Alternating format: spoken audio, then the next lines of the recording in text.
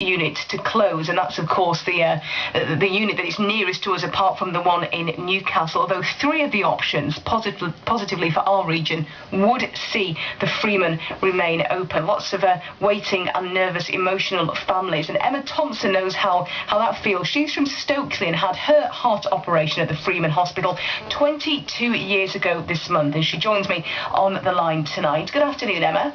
Good afternoon.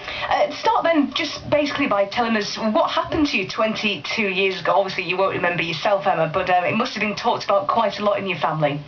Well, I was born with a congenital heart disorder that couldn't be corrected. So by the time I was 2, I was listed for a heart transplant.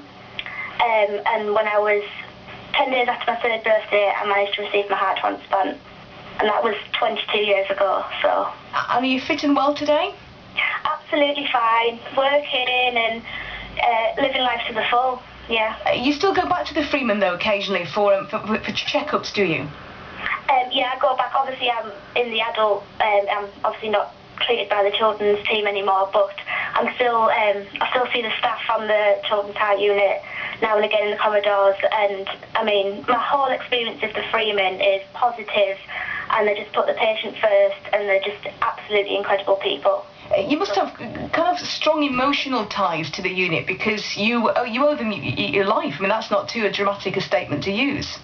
It isn't, and to be honest, I mean, it's a very emotive subject, and these people, they have such an impact on your life and on your family's life, and, you know, obviously this review, a lot of very, very highly skilled professional people are involved in it, and, you know, we can't forget that, and emotions, it's quite easy for emotions to take over, but obviously I would be devastated to see the Freeman close. If it was to close, that would mean that you'd have to travel to Leeds. What do you think the general feeling is in terms of the professionals that you see on the children's ward whenever you pop into the Freeman Hospital? Are they hopeful, or are they just trying to be pragmatic about it? I mean, they're trying to be pragmatic. They're just trying to get on with the job and look after the children, because that is the utmost importance to them. So it's, you know, obviously the families are very, very worried because they're worried about whether they're going to have to travel or what's going to happen to their care. So it's the families and the children that are sort of, you know, paramount to this. I mean, it's important to point out that this isn't anything to do with money on this occasion. This is about sort of trying to protect the quality of the care. They're basically saying that surgeons need to do more operations like the one that was done on you to kind of make sure the skills are as best as they possibly can be. I mean, do you think that's a fair point if you try and take emotion out of that? That is a fair point, and I know that when it comes to care and it comes to the treatment, parents are going to travel, you know, 1,000,000 miles for their children, and it's important to keep these skills for these professionals, and you know, keep that care at a very, very high standard. So, and the people that set this review up, you know, they're not dummies, they know what they're talking about, so we've got to take that into account as well.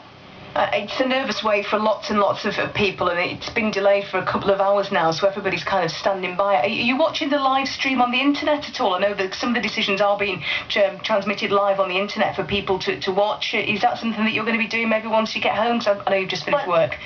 Yeah, once I get home I'll put it on, but I've got the radio on, just waiting very, very nervously. Emma, we really appreciate your time tonight. Thanks very much for telling us a little bit about your experiences of the Freeman Children's Heart Unit up in Newcastle. That's Emma Thompson from Stokely. She had a heart operation 22 years ago this month, and she, like lots of families and lots of people who owe their lives to that unit in Newcastle, are waiting to hear whether or not it's going to close.